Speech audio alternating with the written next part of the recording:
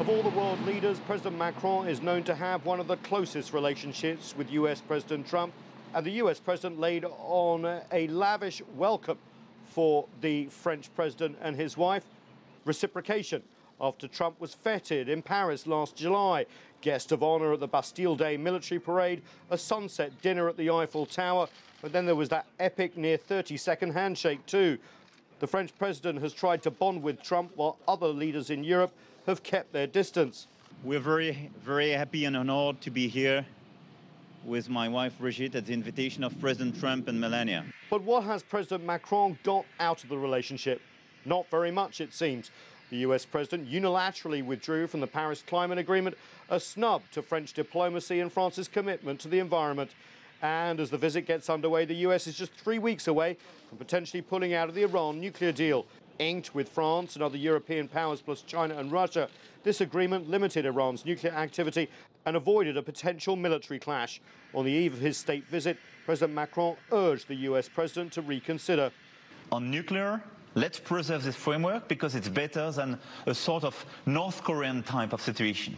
For months, US diplomats have been pushing European allies to agree a side agreement with Iran, which would criticize Iran's behavior in the Middle East and address Tehran's ballistic missile program and other issues not covered by the agreement.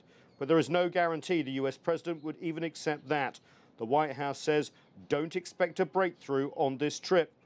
On Syria, France joined the US and the UK in the recent strikes against Syria in response to an alleged chemical weapons attack. But Trump says he wants to pull US troops out of Syria now that ISIL is largely defeated. On trade, the US has exempted temporarily the European Union from steel and aluminum tariffs. But the threat of US tariffs has created a hostile environment in Europe.